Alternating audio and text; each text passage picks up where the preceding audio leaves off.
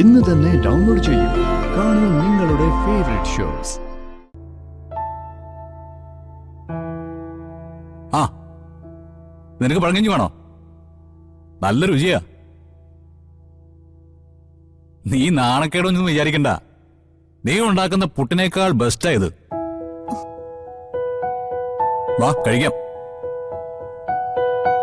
പാടി മടിച്ചു നിൽക്കാതെ വാ.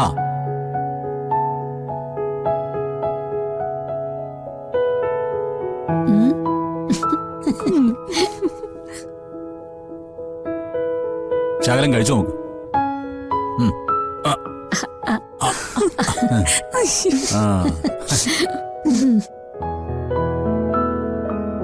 എങ്ങനെയുണ്ട്?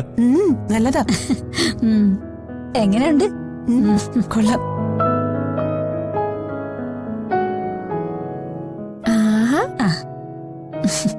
എന്റെ പഴങ്കഞ്ഞി എവിടെ? അയ്യോ, ഇന്നലെ രാത്രി ആന്റി ഇത് ഉണ്ടാക്കുന്നു എന്ന് പറഞ്ഞപ്പോ തന്നെ എനിക്ക് കൊതിയായിട്ട് പാടില്ലായിരുന്നു. നിനക്കേ ഞാൻ തരാം.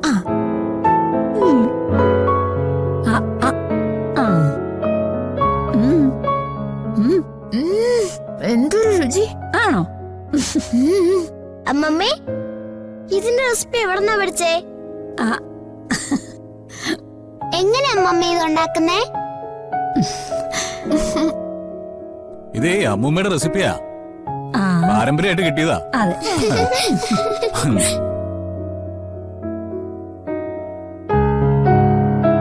അമ്മേ, അമ്മയുടെ ഈ പഴങ്കഞ്ഞി കൂട്ട് ഒരു ബിസിനസ് ആക്കിയാ മതി. പാഴ്സൽ ചെയ്ത് കൊടുത്താ മതി. കൊണ്ടുപോകാൻ ഇഷ്ടം പോലെ ആള് വരും. ഓ, അച്ഛാ, ഇത് സൂപ്പർ ഐഡിയ.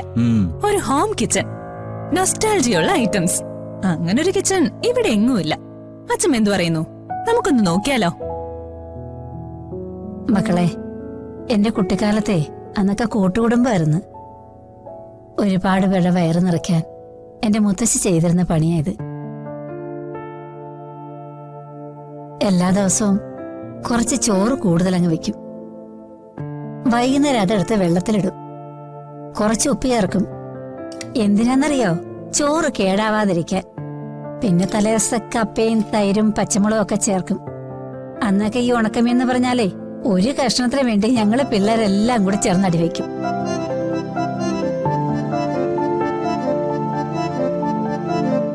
ഒടുവിൽ എല്ലാരും തൃപ്തിപ്പെടുത്താൻ വേണ്ടി മുത്തശ്ശി ആ ഒരു കഷ്ണം ഉണക്കമീൻ ഈ പഴങ്കഞ്ഞിലങ്ങ് ഞെരടിത്തരും.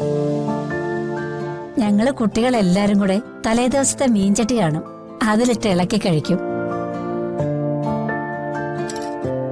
അന്ന് അത് നോക്കി നിൽക്കുമ്പോ എന്റെ അമ്മയുടെ കണ്ണു നിറയുന്നത് ഞാൻ കണ്ടിട്ടുണ്ട്.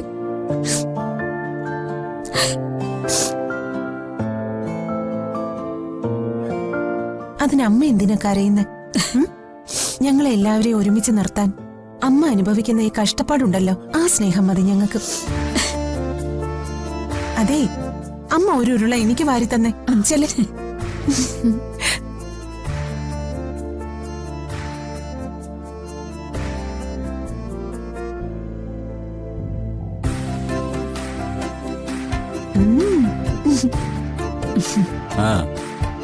അല്ലെങ്കിലും അമ്മയ്ക്ക് മരുമകളോടാ എന്നെക്കാളും സ്നേഹം. അതെ, ഒന്ന് പോടാ അവിടുന്ന്.